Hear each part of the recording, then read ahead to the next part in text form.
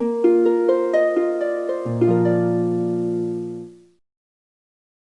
oitavo ano, tudo bem com vocês? Vamos iniciando mais uma aula de História. Na nossa aula de hoje, nós vamos trabalhar sobre a Inconfidência Mineira. A nossa habilidade é analisar o contexto histórico e as características da Inconfidência Mineira. Esse conteúdo da Inconfidência Mineira está na página 63 do livro didático de vocês, onde vocês podem acompanhar por lá. Para compreender a Inconfidência Mineira, é importante a gente entender primeiro as causas do porquê que ela ocorreu. Para compreender o porquê que ocorreu esse movimento, nós temos que começar compreendendo os motivos que levaram a surgirem inconfidentes, que foram, inconfidente quer dizer traidor, né, da pátria. Por que eles surgem nesse contexto? Primeiro, nós temos que ver que a coroa portuguesa não estava compreendendo as razões para a crise na mineração. Então, o Brasil estava passando por um processo de crise na mineração do ouro e a coroa portuguesa queria receber o seu ouro. E quando passa-se por essa crise, eles não estavam considerando os motivos reais da crise, como a falta de investimento nas melhorias de técnicas de extração, que não havia investimento nisso, e o próprio esgotamento das minas, né, que estavam se esgotando. Desse modo, eles apenas queriam receber, mas não queriam compreender a real situação do problema. Desse modo, para resolver a situação, essa crise nos sistemas de mineração, o rei vai determinar a derrama. O que foi a derrama? A lei da derrama ela vai taxar todo o ouro que era explorado na colônia. Desde o ano de 1751, ela vai taxar esse ouro em 20%, ou seja, é 1/5 do valor. Isso vai causar uma grande insatisfação já nos mineradores que já estavam muito abalados, porque eles já estavam se sentindo muito prejudicados por toda aquela situação, então com essa medida da derrama eles vão ser ainda mais prejudicados. É bom lembrar também que para a metrópole, para a coroa portuguesa, o problema estava na sonegação de impostos, né? E não no esgotamento das minas. Então eles viam outro tipo de problema nessa situação. Por isso que o governo português também vai proibir a produção de manufaturas no Brasil, né? E aí, quando eles fazem essa proibição, eles vão desagradar a própria elite do local. Então, não são os trabalhadores que vão sair perdendo com essas tomadas de decisão da coroa portuguesa, a elite também.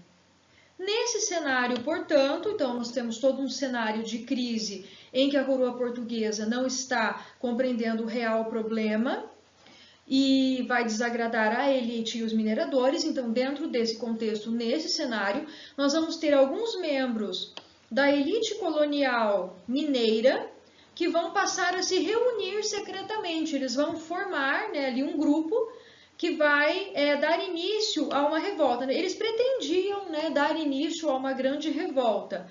E essa seria, né, no dia da declaração da derrama.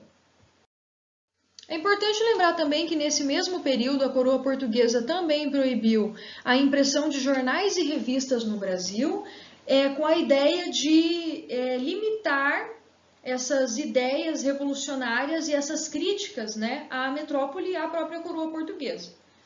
E qual que era o objetivo, então, dos inconfidentes, né, que é esse grupo que estava se formando, essa pequena elite da região? O objetivo deles era romper as relações com Portugal, separar, no caso, a região mineradora mesmo da coroa portuguesa. Eles queriam proclamar uma república inspirada nos Estados Unidos, fundar a universidade, investir mais no setor manufatureiro, e nomear São João del Rei, né, para ser líder da capital da colônia. Então, basicamente, eles queriam, né, uma república, eles queriam uma separação da coroa portuguesa. Naquela época, o governador da região, ele era conhecido como Visconde de Barbacena. Muito conhecido por não ser popular, ele não era nem um pouco popular, ele era violento e era muito fiel à coroa portuguesa, o que não tornava ele uma pessoa agradável para os demais que ele viviam. Então ele não era muito bem aceito né, nessa questão. E os inconfidentes se aproveitaram dessa situação e pretendiam utilizar o descontentamento, né, que o povo já tinha contra o Visconde de Barbacena e tentaram convencer a população a se revoltar, porque eles precisavam do apoio popular para conseguir as mudanças que queriam, né? Então eles vão tentar convencer a população para se revoltar contra as determinações que eram, né, determinadas e enviadas à metrópole. Mas, apesar de toda essa mobilização, né, os inconfidentes foram traídos, tá, por um de seus próprios membros, o Joaquim Silvério. Por que o Joaquim Silvério traiu os inconfidentes? Porque ele passou os planos dos inconfidentes em troca do perdão de dívidas, que ele tinha muitas dívidas, né? Com a coroa, então, ele faz uma troca de informações pela perdão de dívidas e, desse modo, os inconfidentes são descobertos. Muito importante destacar também que, como se tratavam de membros da elite, os inconfidentes, eles não estavam preocupados ainda com a questão da escravidão, com libertação de escravos, essas questões. Era a questão de buscar essa independência, mas não relacionada já a esse contexto abolicionista mais drástico da Revolução. De posse dessas informações, quando ele passa as informações para o Visconde, né, de Barbacena, ele vai surpreender os inconfidentes, né? Suspende a cobrança da derrama, mas os envolvidos vão ser presos e o movimento vai ser derrotado.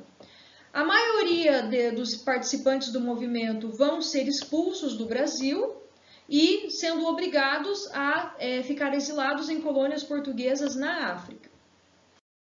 Porém, um inconfidente, ele foi escolhido para servir de castigo exemplar, para ser um exemplo, o que significava que ele teria uma condenação pública, para que a população ficasse com medo e não contestasse mais as autoridades.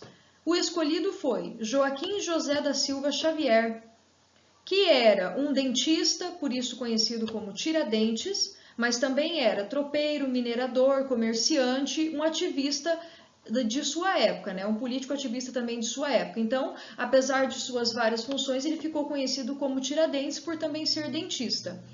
Ele é escolhido para ser condenado à morte. Tiradentes, então, vai ser enforcado, vai ser uma morte bem horrível, e seu corpo vai ser dividido em pedaços que vão ser expostos nas cidades por onde passou. Buscando apoio. Todos aqueles lugares que eles foram buscar apoio para o movimento da Inconfidência Mineira, foram espalhados os pedaços do corpo do Tiradentes. Tempos depois, a imagem do Tiradentes vai ser resgatada, vai ser associada ao republicanismo, né, que realmente eles queriam uma república naquela região, e ele vai ser visto como um mártir, um herói nacional. Reconhecido como herói brasileiro, em 1965, Tiradentes vai ser homenageado, onde vai ser proclamado um feriado, que até hoje nós temos esse feriado, que ocorre no dia 21 de abril, que foi o dia, né, e mês da morte do Tiradentes, que aconteceu a morte dele em 1792. Aqui uma imagem representando os inconfidentes e ao lado também uma imagem apresentando, né, uma retratação da morte de Tiradentes. A seguir eu vou passar um pequeno videozinho para vocês para resumir essa questão do que foi a Inconfidência Mineira. No final do século XVIII, o Brasil ainda era colônia de Portugal e a principal atividade econômica era a exploração e extração de metais preciosos. Na medida em que as reservas minerais iam se esgotando, as tributações e a fiscalização colonial tornaram-se mais intensas e abusivas. Na cidade de Vila Rica, na capitania de Minas Gerais, um grupo de intelectuais, a elite local e integrantes de setores médios da população articularam um movimento que ficou conhecido como Inconfidência Mineira. Entre os integrantes estavam os poetas Cláudio Manuel da Costa e Tomás Antônio Gonzaga, Alvarenga Peixoto e o alferes Joaquim José da Silva Xavier, mais conhecido como Tiradentes. A Inconfidência pretendia conquistar a liberdade definitiva e implantar o sistema de governo republicano em nosso país. Entretanto, o movimento não aconteceu. Joaquim Silvério dos Reis delatou a conspiração em troca do perdão de suas dívidas. Em resposta, a coroa portuguesa prendeu os denunciados. A maioria dos envolvidos foi condenada ao exílio na África. Tiradentes, apesar de ter papel secundário no movimento, foi o bode expiatório. Ele foi enforcado e as partes do seu corpo foram expostas em várias cidades. Tal medida visava reprimir outras possíveis revoltas na colônia. Mesmo não promovendo a adesão e a mobilização dos demais centros da colônia, a Inconfidência Mineira foi o primeiro movimento em direção à independência do Brasil. Muito bem, e como proposta de atividade da aula de hoje, eu vou pedir que vocês citem 2 motivos que culminaram nesse movimento que ficou conhecido como Inconfidência Mineira. Até a nossa próxima aula, pessoal, bons estudos!